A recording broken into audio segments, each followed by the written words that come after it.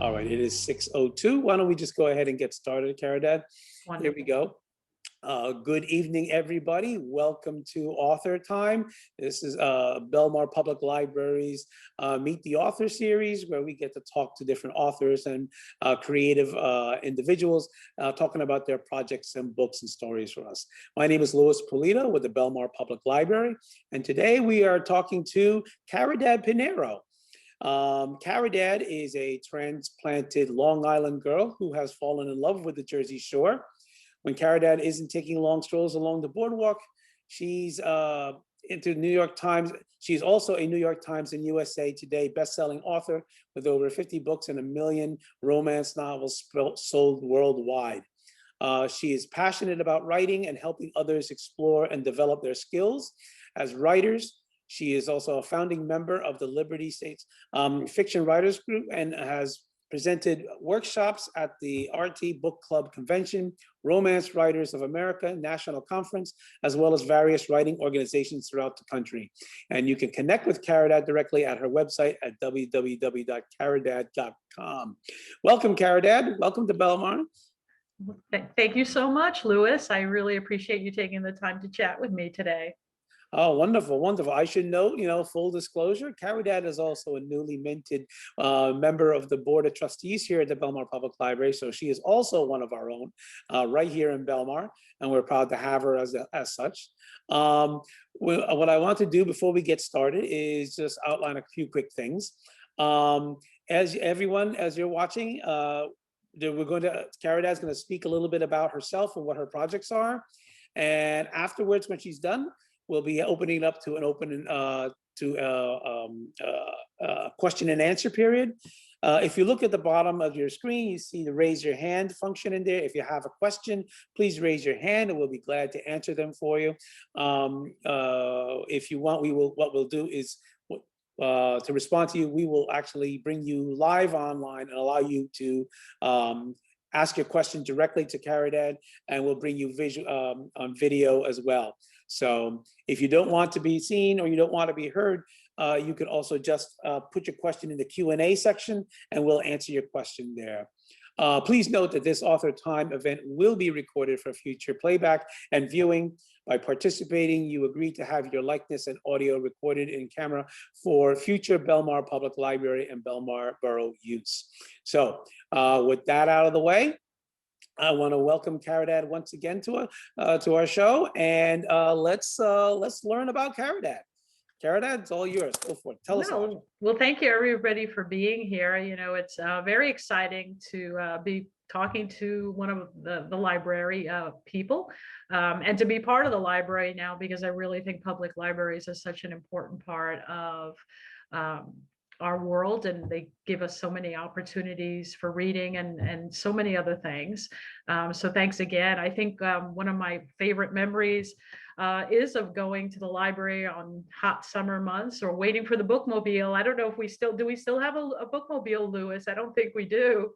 We're working on it, I'm sure. Yeah, I'll see what magic I can work. See what magic you could do. I used to wait on the corner for that bookmobile regularly to take out a stack of books to keep me busy for a week or two before it came back, But I was an avid reader, and it wasn't until about the 5th grade when I suddenly discovered that I wanted to be a writer. And that was thanks to an English teacher who gave us a project. And that project was to write a book for a class lending library for the end of the year. And it only had to be 20 type pages. But I went home and suddenly I had this idea in my head that, wow, I have these stories and they can go down on paper. And I started writing, and I think I spent the whole year writing somehow, because at the end of the year, my poor mom had to help me type 120 pages for this class lending library. And of course, it was a romance. I didn't quite know it back then that it was, but from then on, I was hooked. I knew that somehow or other, I wanted to write stories to share with people. And I kept it up through high school and college and law school. Like, I took a diversion over to law school, which I don't regret. It gave me a lot of wonderful opportunities to meet a bunch of new people and visit a lot of countries, many of which somehow work themselves into my stories. Mhm. But it was, a great opportunity. But I kept on writing all that time, and it wasn't until I had my daughter and I kind of hit a glass ceiling at the office that I realized that I wanted to do more than just write the stories for myself. I wanted to see if I could get the stories published. So I started working on that. And really, I have to say, it was my husband who gave me not even a push, literally a shove out the door. Because one day I found a brochure arrived at home for the Edison. I was an Edison resident at that time for the Edison adult ed classes. And as I was flipping through the pages, there was a class on creative fiction by Fern Michaels, who at that time was not just a New York Times bestseller, she was a mega name for in the romance world. She'd had a number of books that hit the bestseller list. And I was just like in a fangirl moment, that squee, oh my God, Fern Michaels and in Edison. And it was like a real, like, wow, how? And then my husband said, well, you should take the class. And I was like, no, we had a new baby. I was still working and everything. And I kind of just tossed the pamphlet to the side. And lo and behold, about 2 weeks later, I got a little note that I was registered for the class. Mhm. My husband had registered me for the class.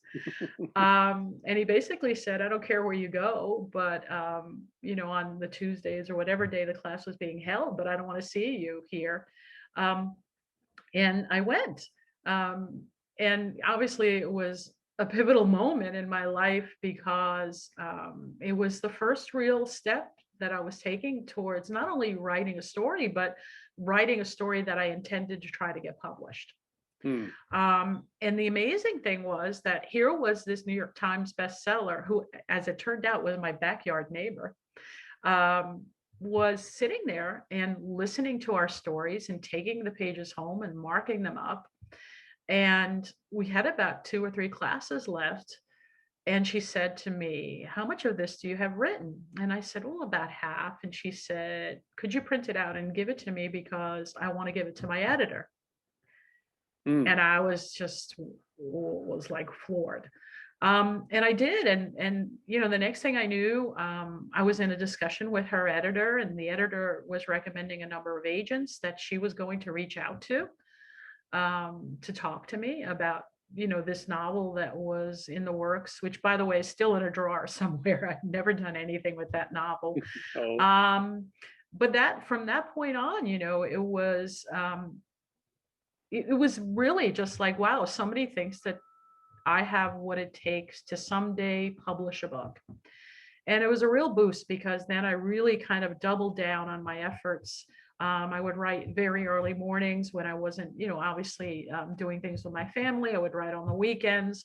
And it took I'm going to say another 4, 5, 6 years before I had something to send out again. And eventually, not that, but the next project I was able to sell to a New York publisher. And that was really the only way to get published back then. If you didn't sell to a New York publisher, you were basically dead in the water. Mm. And it was it was one of those things. And actually sending it off, I was at a conference, and I highly recommend anybody who wants to be published in one way or another to see what conferences they can attend, because it was a connection at that conference that led to me sending the book out to a particular editor who eventually bought a book from me. And not only that, bought several books. Within a span of about 2 or 3 years, I sold her 8 books. And I thought I was on my way.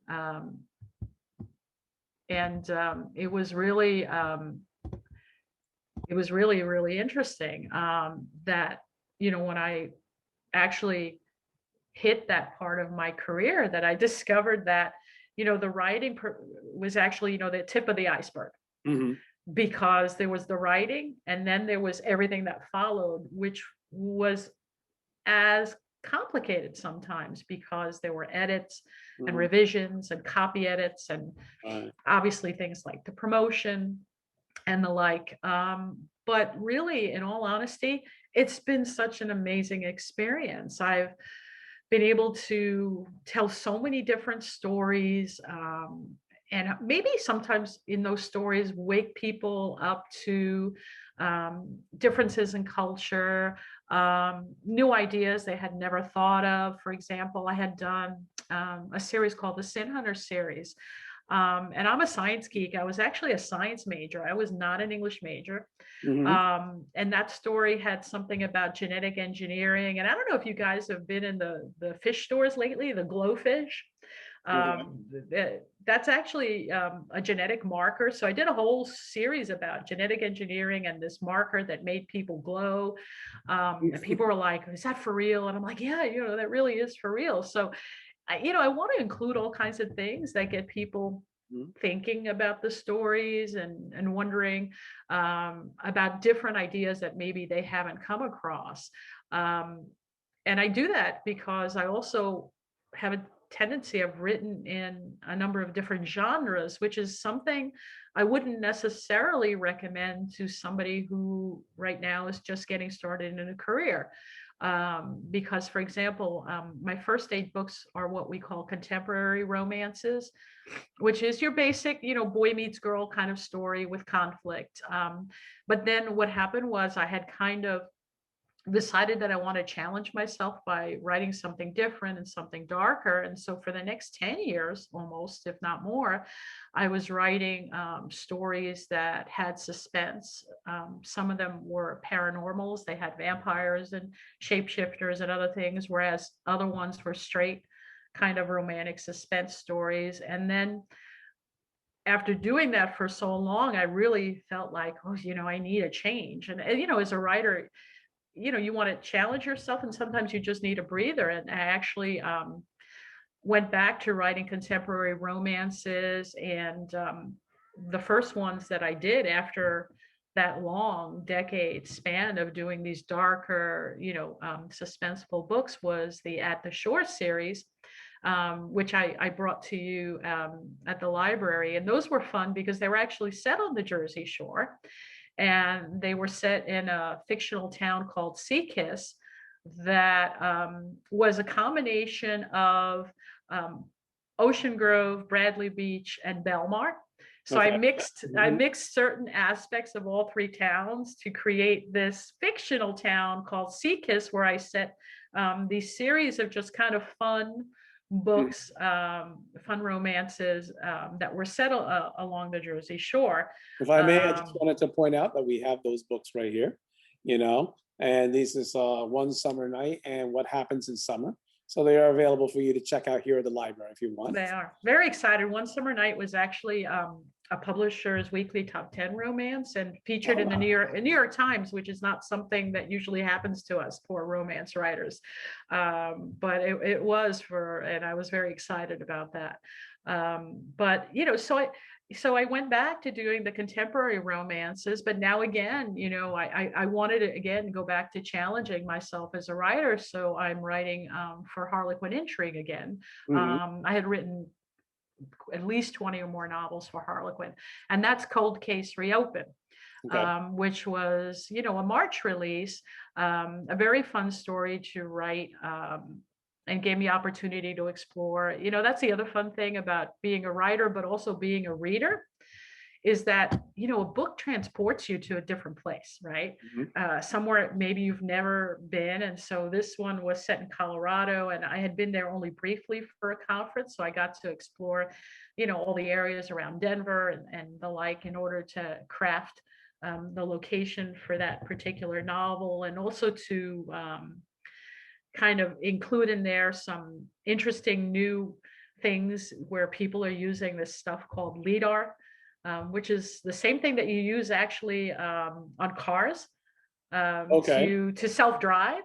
Mhm. And the amazing thing about this technology is that when you combine it with drones, you can actually find things beneath vegetation and all kinds of things. And that's Mhm. something that I included in there. And again, because I want to show people different things that maybe they're not aware of in a story. So that was, a lot of fun. It was an interesting book about twins and a twin connection, where the surviving sister doesn't think that her twin is really dead the way that the police think, and she wants to kind of reopen that investigation. Mm, And of course, there's a conflict in that, the detective who relents and is going to help her eventually becomes, the love interest, even though, um, by reopening the investigation, he may be jeopardizing his career. But it was, again, it was a fun story to write, and challenge myself by going back to, writing stories with an element of suspense. Um, and then the other new release I have is South Beach Love, which is my very first Hallmark book. And Hallmark has really been just a unique experience, on a lot of levels. They have very, very sweet romances, which if I see some familiar names over there in the participants and the mhm. attendees, they know that I don't normally write really sweet. In fact, if people know anything about me, my novels for the most part have a tendency to be on the sexy side. Mhm. And this book really has no kiss until the very end.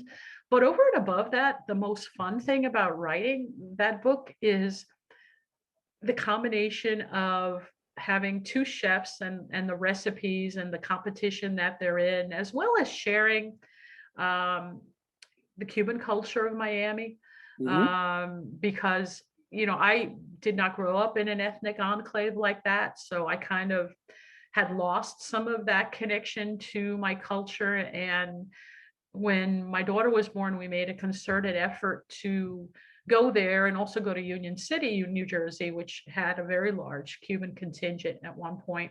Mhm. And and so it was a nice way for me to kind of share the area and share the culture through the foods and through the story and everything. And I think that, the response so far has been really good. People are very excited about seeing something different, especially on the Hallmark Channel. Um, and looking forward to seeing what else happens with that. And in the meantime, I always keep on working on a whole bunch of new projects. I'm hoping to do some more books set on the Jersey Shore. Mhm. But I was also, I'm very pleased that, and thank you to everybody who read Cold Case Reopen and left reviews for it, because I've signed deals to do another 5 books with Harlequin. Oh, that's fantastic. So yeah, so very exciting. I'm going to be busy for the next year or two, with them, and it's always fun. I'm looking forward to writing that. I actually have another one out with them in October, Mhm. which is about, the FBI's behavioral analysis unit, and a terrorist threat. And the other ones coming up in the future are going to be, a canine, which is interesting because some Oh. people know I only have a cat. So I've been busy, playing, foster mom with my sister's dogs and figuring out how you really train dogs and how they behave. Mhm. And that's another fun thing as a writer, is that you learn stuff all the time. Because if you don't know what the topic is, whatever, you really have to sit there and do the research and figure it out. I see. So I mean, it's funny because you say that because in looking over your whole realm of books, and you mentioned it a little while ago, is you have this different topics that's the backstory of the main story, and whether it be paranormal or the Cuban background and culture, or in like see these intrigue novels you have, you're using technology, you're talking about different things. How do you do research them enough to have a credible storyline behind it? Because I mean, if you don't, if you try to incorporate something like that, but if you don't say it right, it kind of breaks the story because people can point out that's off. So how do you do the research to make sure that your stories are based are grounded well? right. Well, for the ones that have like the science kinds of things, I Mhm. really, the Sin Hunter series, which by the way is also set on the Jersey Shore. I was, a science major undergrad. I took a number of graduate level courses. And over the years, I've kept up with that particular field because it fascinated me. Mm. So I would regularly read articles and the like, and I keep things in little notebooks. Um, and I incorporated that in there. For something like, for example, behavioral analysis unit book or the canine books, I would spend at least a week or two reading all kinds of different articles, going to the library normally when I could, to take out books and read through them, to obviously increase my knowledge so that I can represent that particular thing in an accurate way. And if I'm not sure, I try to reach out to people. For the suspense one, sometimes I'm very lucky that my brother-in-law was an NYPD homicide detective. Oh, okay. So, for example, if I have questions like, well, what kind of gun would a woman use? She's obviously, she may not use the same size weapon. She may not keep it in the same place. So I would say, ask him, what's the typical thing that you see and happens and the like. So I try to reach out when I can to actual authorities. When it comes to locations, if I'm lucky enough to be able to visit somewhere, obviously that's the best thing because there's the scents, the flavors, the real locations of restaurants and things. I once had somebody tell me with one of my earlier series that was set in South Beach that when Hmm. they actually went to South Beach, she goes, "Oh my God, I felt like I had been there already." Oh, wow. Okay. Because of how you described it. And there was the restaurant you mentioned and this cafeteria. And Hmm. so real life things. But obviously, that's not always possible for most writers or even for me. I'm not just going to pack up and go to Colorado to figure out, what a lake area looks like.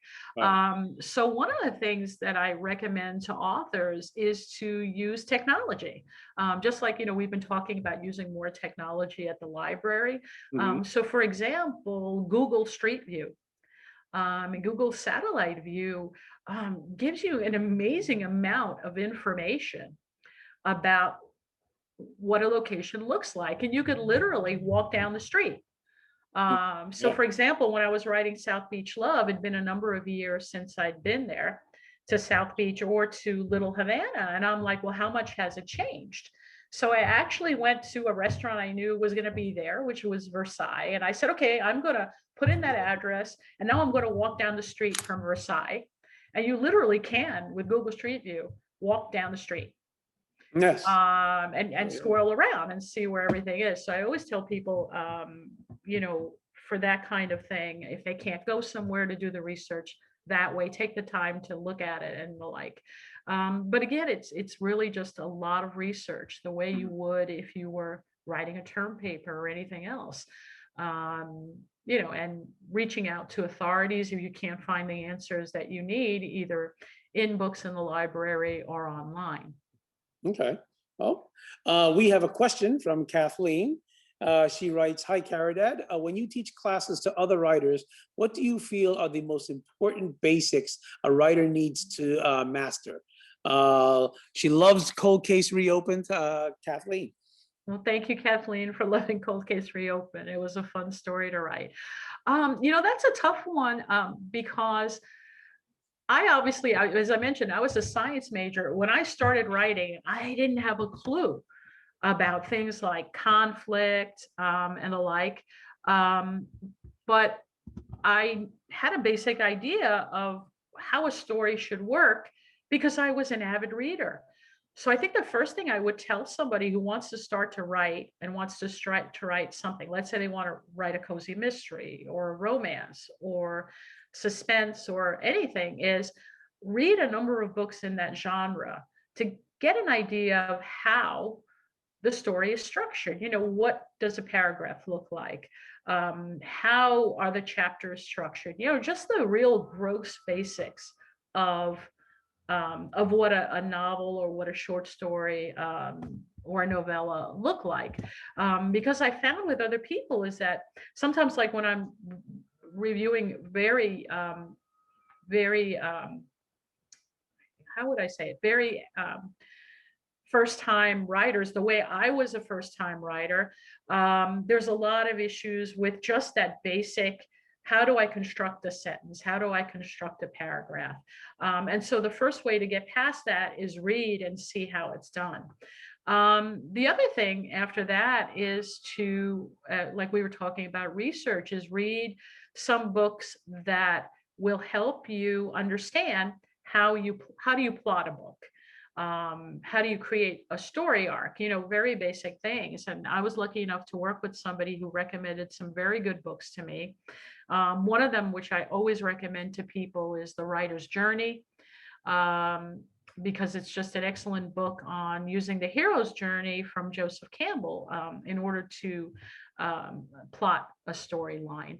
And then after that, Writer's Digest, I think there's a book called Scene and Sequel, which is a way to learn how to construct chapters in a way that you keep people reading it. The other thing I would say also is, as I mentioned, going to a conference or going to a writers meeting. We have a local group, as you mentioned, the Liberty States Fiction Writers. Yes, and I'm the president of that group currently and a founding member. We're having a conference in November. Go to places like that. I'm also on the board of another wonderful organization, the International Women's Writing Guild, and we have a number of digital workshops as well as a digital conference this year. So go and meet with other writers, see what they have to say. Don't be afraid to share your work and get, some critiques and the like. That's something that I used to do. So it was something that I would recommend, is engage with other writers and see what they're doing, because I think that enhances what you're doing and helps teach you. We have a bunch of questions. Yes. Okay, so Thank you. Jamie Novak. Hi, Jamie. Yes, yes. Well, How first, long? I want to thank Kathleen for her question. Yes. Okay. So Jamie writes, how long does it typically take you to write a book? And how many hours a day do you write? Okay. So it really, how long it takes really depends on what kind of book it is. So for example, the Harlequin books are a little bit shorter. So they're only about 55, 60,000 words. So if I'm really involved in the story, which to be honest, when you start writing a suspense story, it kind of takes over and you just get caught up in it. So that would typically take me roughly 2 months or so, including obviously research. If it was something I really don't know anything about, like training dogs, it's been taking me a little bit longer. Because I'm trying to get some real life experience with canines. But I would say usually about 2 months for a shorter book. For a longer one, like South Beach Love, or another one that I have coming out next year called The Family She Never Met, that could take up to 6 months, 6 to 8 months. Because they are longer books, and a lot of times they have multiple subplots and things that have to be tied in. So that would be probably the longest that it takes me now to write a book like that. How many hours a day do you write? I generally write for about 4 to 5 hours a day, give or take. And then I spend about another hour or two on promotional things. And that's what my typical day is like when I'm not off gardening or at the beach or at the library or other places. Okay. Well, thank you, Jamie, for the question. Carol Gizender, I hope I said that right. Carol, she writes, what happens when you're writing a romance and you feel that the couple would not wind up happily ever after? Ooh, ooh, yeah, that was an ooh. Ooh. That's a tough one, Carol. I have to say that I don't think, I've written like 50 novels and novellas and everything. I've only had one where I really had a difficult time with them getting together and the whole premise of the book. And it was called Soldier's Secret Child, I think. And the reason why was because the premise of the book, and this was a book that I was part of, it's called, it's not really an anthology, it's called a continuity. I was one of several authors in stories that tied together. And I was basically given the premise of the book. And the premise of the book is that this soldier returns to the town he's left and the woman who he's left. Um, and what she hasn't told him is that he has a 17, I think the child was 17. So not really a child, has a teenager. And she has not told him about the teenager, and she is now faced with having to tell him because he's come back to town and he's staying. I have to tell you, it took me a good month and a half to kind of work through that issue and figure out how to make it believable that someone would not tell somebody, and especially he was a soldier. Mm, So he's been in the military, and I always kept on wondering for that month and a half, well, what if he died? What if he died not knowing that he had a child? wow. Um, so it was really difficult for me. And then it was even more difficult because it was like, would this guy really get together with her after she did something like this? So yeah, there are those moments, because it was like, if it was me, I might not have been so forgiving. Um, so it was difficult. So I really had to work very hard to make that a believable story and find ways to justify why she wouldn't do it. And the reason why she didn't tell him was that she knew he would not have gone off to the military, which was something he'd always wanted to do. But it was very hard. And I think that if you're writing a romance and you don't think that this couple are going to end up with the happily ever after, you have to ask yourself, why is it that you chose them to be the couple in your romance? And is there another character in the romance that would be a way more suitable protagonist for that hero or heroine? Do you think it's an easy thing if you find out a couple is not going to make it as you intended? Is it a question of rolling back and maybe changing some parameters of the story to make it so, or is it like has they already taken on has this relationship taken on a life of its own in your story plot line that it's you just can't unravel it? It's going to go as it goes. I think it'd be hard to unravel something like that. I used to be, there are two things. There are people who call themselves pantsers, which means that they write by the seat of their pants. Okay. And then, of course, there are the plotters who work out everything meticulously. Hmm. I used to be a pantser. Hmm. Now I consider myself a plantser because I don't really plot the way, people have everything laid out. I don't do that. I do kind of a hybrid where I know certain things. But I will say that the two things I know before I even start writing is who are the hero and heroine, what are their conflicts, and what would make them come together and resolve the conflict. So I don't think I'd even start the story if I wasn't 100% positive that these two people would get together. Okay. Well, thank you Um, again, Carol, for your question. Dorothy thank Peterson you. has a question. Hi, Caridad. Great talk. I was wondering if you ever encounter writer's block and any advice on how to overcome it. Wow. Yes. um, it doesn't happen often, but I'm going to say that this was about 3 years or so ago. I had been self-publishing in addition to traditional off and on. Um, and I had reached a point of burnout because I was writing, at that point, a novella almost every month, in addition to dealing with a number of promotional anthologies and box sets and other things. And I really was just so burnt out. And this is another hubby intervening thing. He looked at me and he said, "What happened? You used to love doing this." And I was like, "Yeah, I used to." And I realized that I was putting too much pressure on myself, and I was doing too much, and I'd lost sight of why I wrote, which was because I love to write, not for all these other extraneous things that we get caught up in, like sales and lists and all this other stuff that intrudes on the love of what we do. And so I just reached the point where I didn't have another thing in my head and I had no idea what to do. And I really did not write for another 6 months at least, Mm. which everybody who knows me would say, what? What do you mean? Um, and I didn't really share that with anybody back then, because I was just too caught up in this depression and writer's block and what am I doing and do I want to keep on doing this and everything else.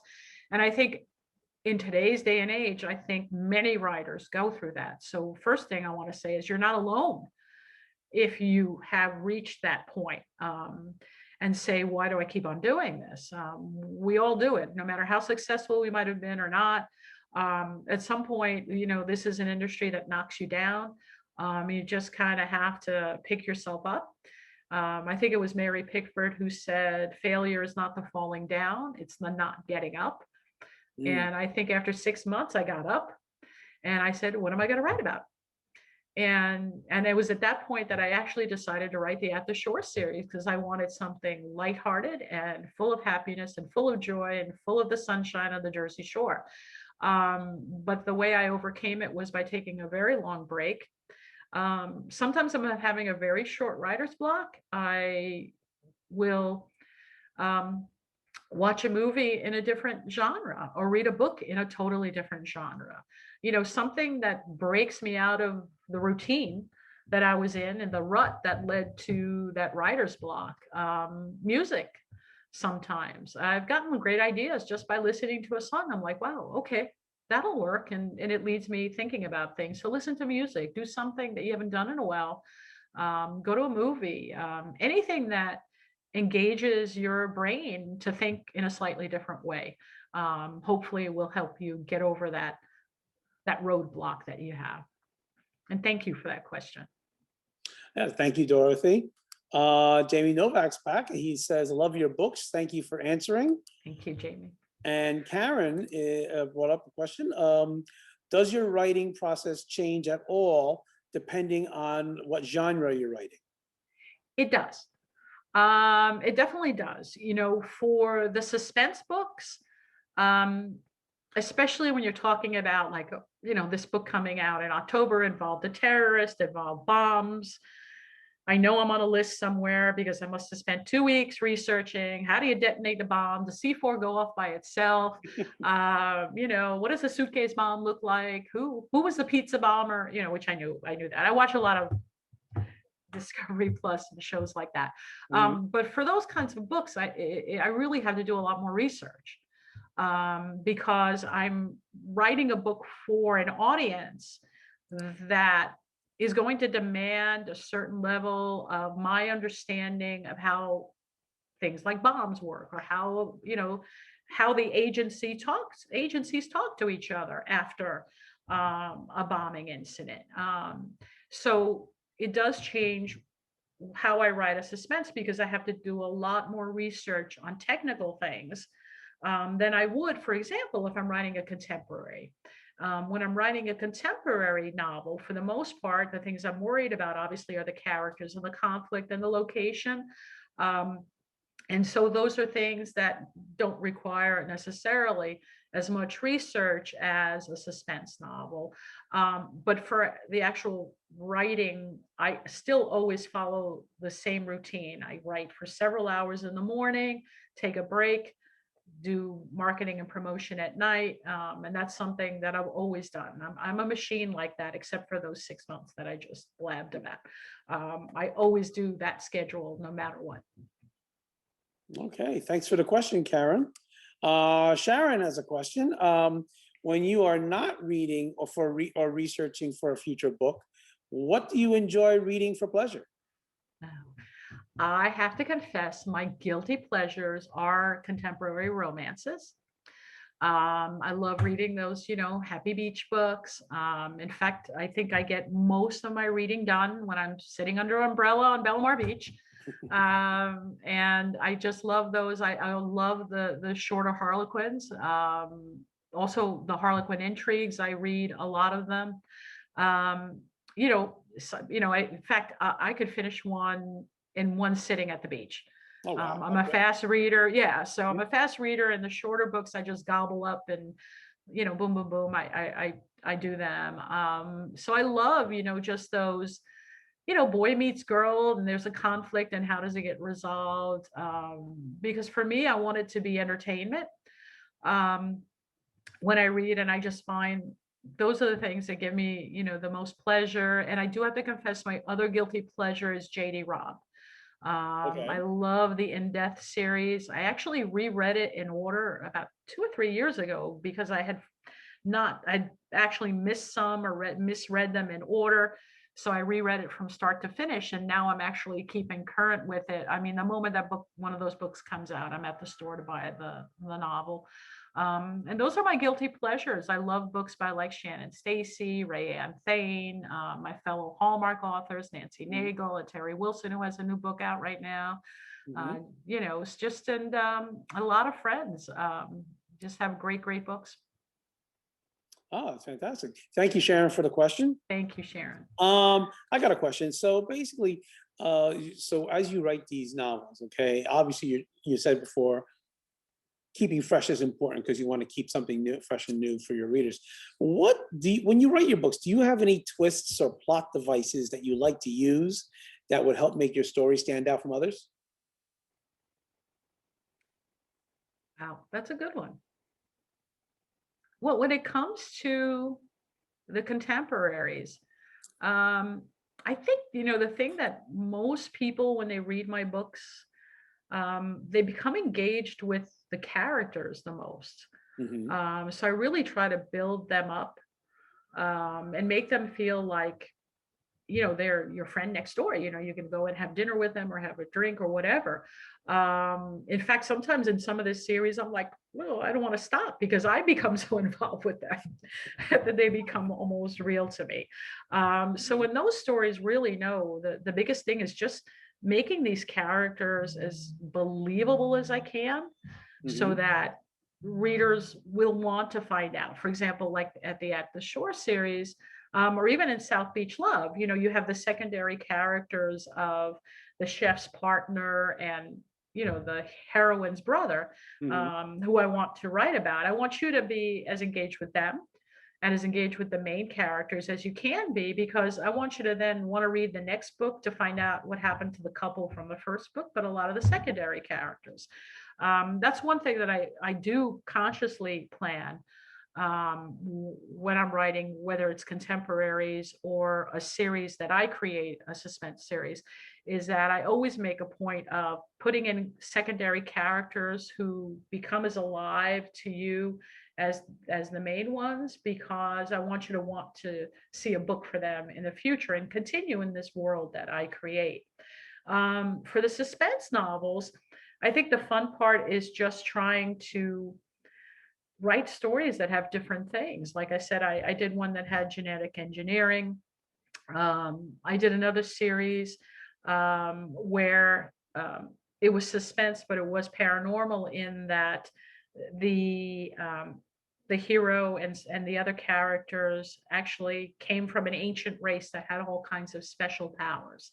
So I just try to think of different things, but I often base those on real things. So, for example, in that story, the Sin Hunter series, I based that ancient race on the Mayans and the Aztecs. And Hmm. sometimes I will do stories directly related to them. I was lucky enough to be able to visit Mexico often when I was a lawyer. I had a number of cases that were set in Mexico, and I think one year I was there at least half a dozen times, Okay. and got to visit, like the Museum of Anthropology in Mexico City. And so I took stuff that I had learned there. Obviously, my real world experiences with the culture, the people, the foods, but also their historical things like the Aztec Sunstone, and incorporated them. So I try to bring in those different things that people might not be seeing in stories, to hopefully expand what they know about, and just make them wonder, about these different cultures and these different ideas. Okay. Um, So let's talk a little bit about the life of an author after publication. You know, you've gone through this effort, you've written the book, and it's now published. What has surprised you most about marketing your book, promoting it, building it up, and what has any of them taken you down unusual paths that you weren't expecting? Um, I think that one thing was the surprise of the revision process. You know, it's really hard to have your editor say, I hate your hero, I hate your heroine. I don't think this story makes sense. You know, and I've been lucky that most of my editors were not like that. How would you say it? Condemning. But sometimes you do have a situation where it's like, wow, I really like this was an epic fail. You thought you wrote a good book and then, you have all these issues with it. Um, in that situation, it was always like, okay, step back and take a moment to breathe. You can rant and rave to your friends, which many have heard me rant and rave, like, oh my God, I can't believe she hated this, she hated that, and all this. And then see what it is that they're really saying, because a lot of times, they work with tons of authors and, they've written and worked on books that have become bestsellers. See if there's something in there that you can make your book a better book. And I always tell authors and myself, like, don't be a diva. Don't, your book, nothing you wrote is that perfect that it doesn't need to be fixed or changed. Mhm. So that was a surprise to me, because until I started writing and working with editors, I'd never had that, except, obviously in critique groups. Um, the other thing was obviously, how much promotion needs to be done. Social media and, just trying to engage people. I like engaging people, not just because I want them to buy my book. I want to get to know them. I want them to get to know me. To me, that's primary goal number one, is that you understand me, and we get to know each other. I think one of the most pleasing things for me is when I go to a conference and somebody comes up and says, I've been following you on Facebook and I thought you'd be a lot of fun. And, I regularly meet fans. And if for example, I was in St. Louis and I had a fan who became a friend, and we went out and we had breakfast, and I love getting together with people and meeting them. To me, I wasn't normally a people person as a kid, but I've become one. And I think it's one of the best things that has happened about my publishing career, is getting to meet so many new and unique people. Mm. Well, Jane Heidelberger here has a question. She Hello, says, have you ever Jane. had an editor give you a critique that you absolutely did not agree with? Yes. Okay. Um, yes. It was really funny. And it was, it not, no, it's a combination of critique, where they want to change things. Um, and it's become much more difficult with cancel culture, because I'll get back something, they'll want me to make changes because they think things would upset people, and things like, you're like, what, are you for real, like, really, that's going to offend somebody? But that's become much more difficult today.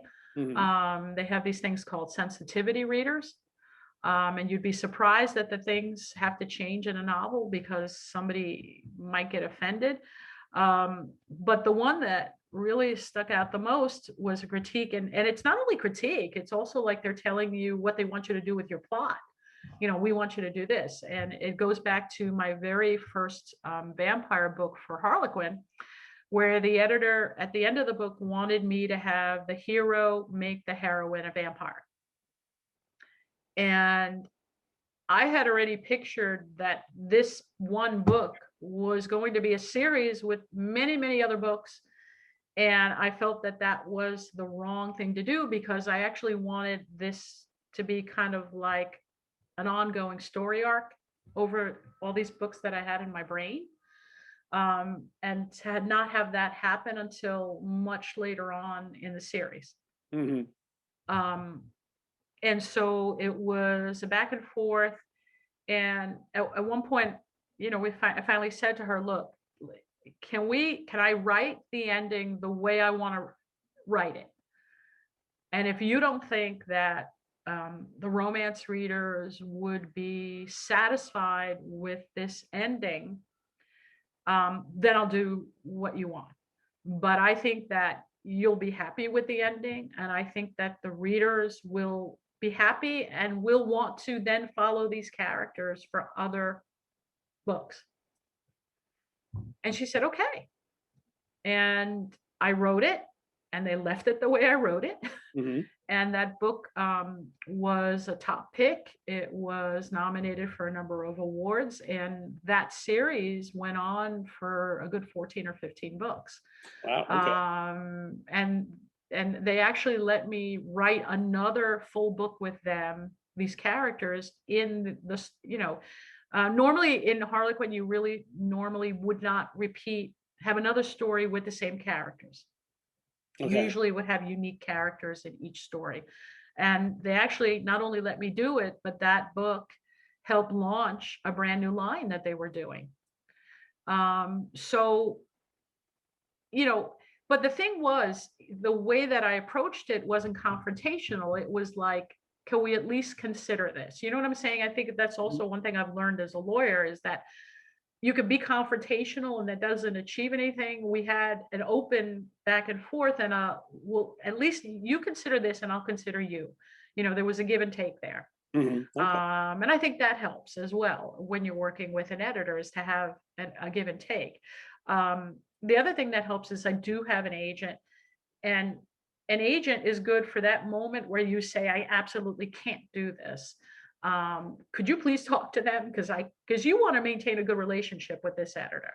Mhm. And when you feel you've reached a point where you can't, it's time for the agent to step in and earn their percentage of the money they take. But that was really the only time. So I'm happy to say that, it was resolved in a way that made everybody happy and really worked, because it let me continue the series for quite a number of books. Fascinating. But I have another question for you, but before I do, Sharon, you have your hand up.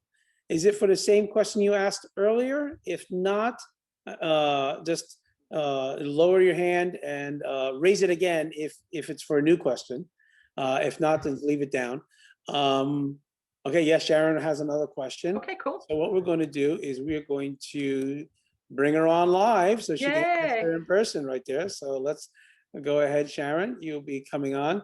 You just need to start your video and audio. Here she comes. Just give it a second. Sharon, make sure you unmute yourself and start your video. There we go. There we go. Hi, Sharon. Hi, how are you? I'm Good, busy how are- cooking in the kitchen, but I couldn't miss this moment to actually talk to you and hear some more.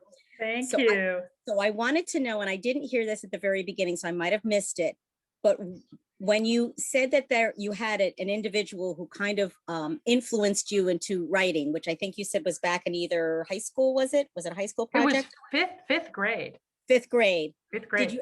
Did you ever have that opportunity to, am I still with you? All of a Yes. sudden, okay. Did you ever have that opportunity to go back and talk to that person? No, unfortunately not, because she was already, I think, well into her, probably as a young kid, but I'm thinking back to it, well, at least in her 40s or 50s. And I lost track of her, after that, because she was my fifth grade teacher. So I did not get published until my first one was 1999, which was quite some time after that, sadly. However, I did have another English teacher in high school who also kept my love of writing and language alive. And I did get to meet him at a high school reunion. He was there, and it was very like, wow. He goes, what? You got published? And it was very exciting. So I sent him some of the books, and he was just, over the moon at the fact that, he had been instrumental in kind of keeping that alive, and that I had actually gone on and done something like that. So that's great, because I always felt as a former teacher that when you have that opportunity to go back and say, someone who influenced you actually had an impact on your life, it really is so rewarding for both parties involved, the person who was affected and the person who did the affecting.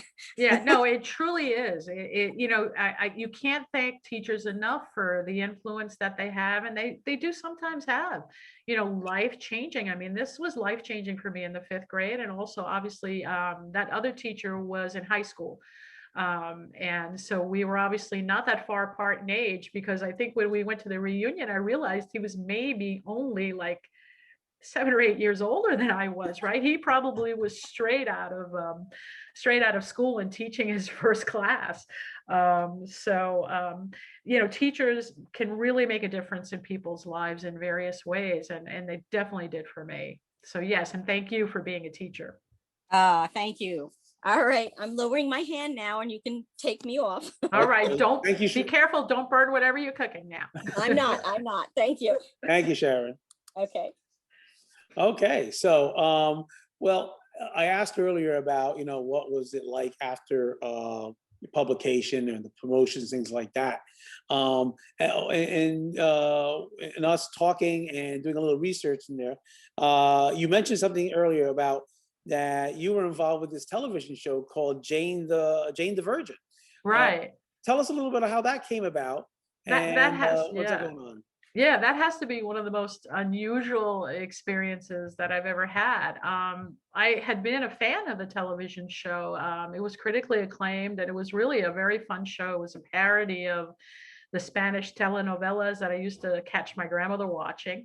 And just it was a very just a fun, unique concept. And one day my agent wrote to me and said, "Hey, you know, I have the showrunners and the editors at Simon and Schuster. They want to know if you're interested in possibly doing a book for the Jane the Virgin show." And I was like, "What?" Again, fangirl moment. And she said, "Yeah, you know, what happened was there was a premise in the story line that Jane wanted to be a romance novelist of all things, and she had actually sold her book, and it was going to be published." And so they literally were writing and filming that season. And they said, "Oh, what the heck? Why don't we release a book at the same time that we're releasing the show where her book is being published and having, you know, the publication party and everything else?" Um, and so they decided to do this. And so I was on a short list because I was known to them for my writing. And they asked for some writing samples. So this was on a Monday. We sent the writing samples on a Tuesday, and then early Wednesday, we heard that they wanted me to ghostwrite the book. So it would be released under Jane's name, but I was the one writing the book. But the thing that was the most interesting, besides the fact that, you know, here's this well-known show and I'm actually going to be somehow doing something with it, is that because of them deciding when they decided, this book had to be finished in a month. Oh, okay.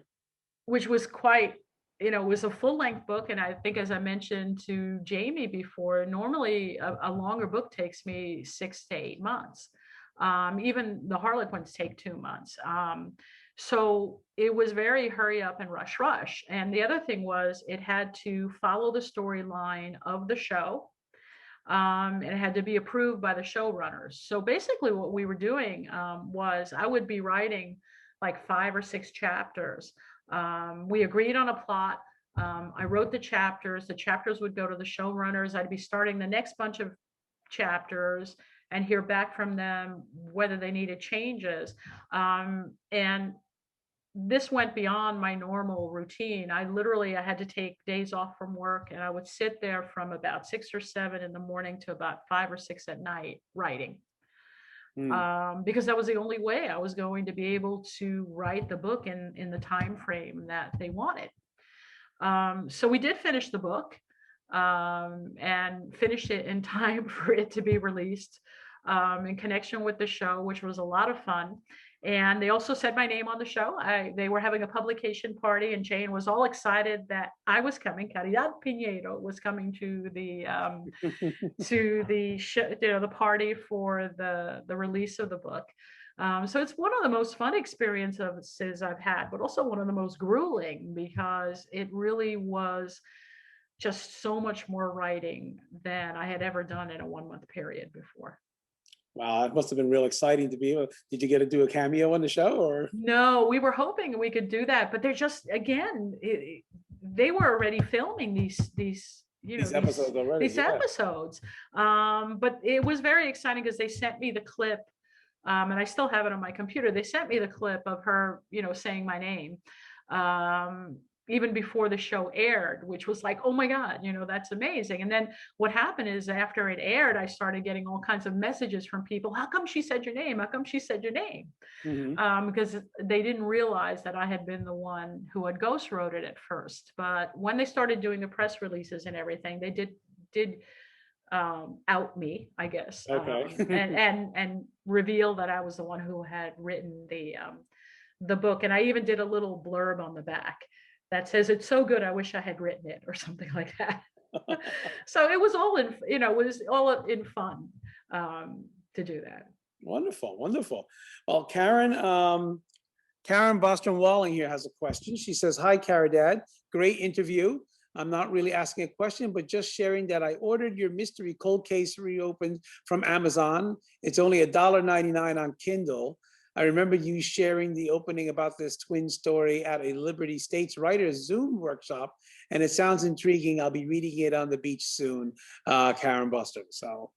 Oh, thank you so much, Karen. Yes, it is on sale right now if you haven't read it. And I did read it at one of the workshops we were talking about point of view. Thank you so much for remembering that. It was a fun story to write, so I hope people have as much fun reading it. And also, the library has a copy, and in case you need it, the library has a large print copy of it as well. Yeah. Right here, right here. We got both copies, large print and regular print, for ready for checkout for anybody who wants one. So, and just so you know, as I pointed out earlier, we also have her two shore-based novels right over here, and finally, we also have Never a Bride. Tell us a little bit about this one, Karen. That's actually the third one at the Shore series.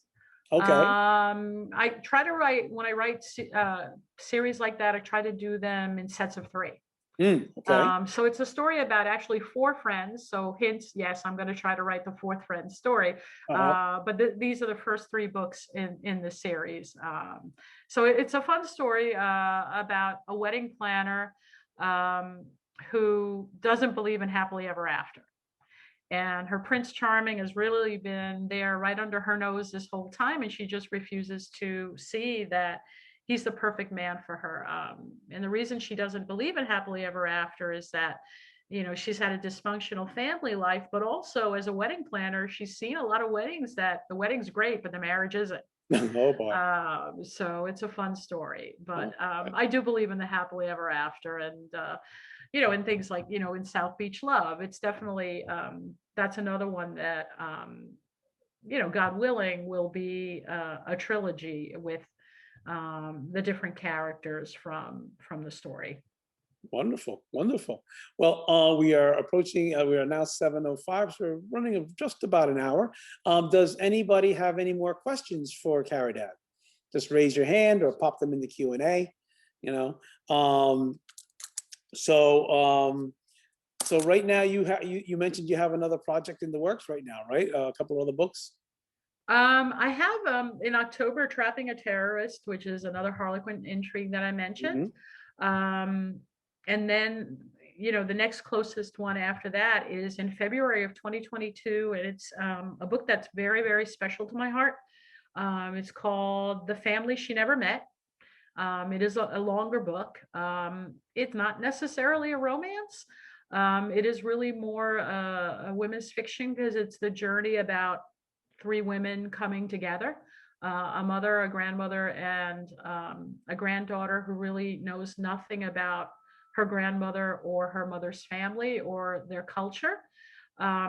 Why it's special is that many of the stories in that book are based on my family's real life experiences coming here from Cuba. And a lot of the things that happened to us, and a lot of the experiences, both good and bad, mostly good, but from an emotional perspective, the sense of loss, of having lost a country, in the case of abandonment of a mother too busy with survival to really understand a daughter's needs, that ultimately leads to an estrangement. Mhm. And then this reconnection of someone who knows nothing about that culture coming to, meet the grandmother, learn about her family's history, and eventually, that leads to, hopefully, a happy ending in another way. Not, it will have a happily ever after for one of the heroines, but also it will, in that obviously the three women will find a way to, get past the hurts of the past, and reunite. But again, it's very special to me because, some of the stories there are what I lived through. Mhm. So I hope people will check that out. It's The Family She Never Met, in February of 2022. I'll definitely have you back for that one, I'm sure. Okay. Okay, absolutely. So, ladies and gentlemen, I want to thank everybody for coming here, and I want to thank Caridad for joining us tonight and sharing with us for her books and her adventures in book writing and so on. We have another author talk lined up, author time lined up for July 15th. It will be live in person at the library. We will also be live streaming it on Facebook as well. But it'll be July 15th with Tim McCory, who will be talking about his musical play, Coyote. In the meantime, I want to thank everybody for coming with us. The library will be open on January 24th. We'll have Pat Roddy concert live on the concert, so join us for that. And so with that, ladies and gentlemen, thank you for coming. We look forward to having you join us here at the library and here at future author times with our new authors. Caridad, before I close it out, do you have any last words to say to everybody? Well, thank you all so much for taking this time out of your day. I know it's a busy time. It's dinner time. I hope you're not hangry by now. No, And so thank far, so you good. all again so much for coming by and spending time with us today. I really appreciate it. With that, I'm going to say thank you very much again. Good night, everybody. See you next time and have a great weekend. Bye. Bye-bye.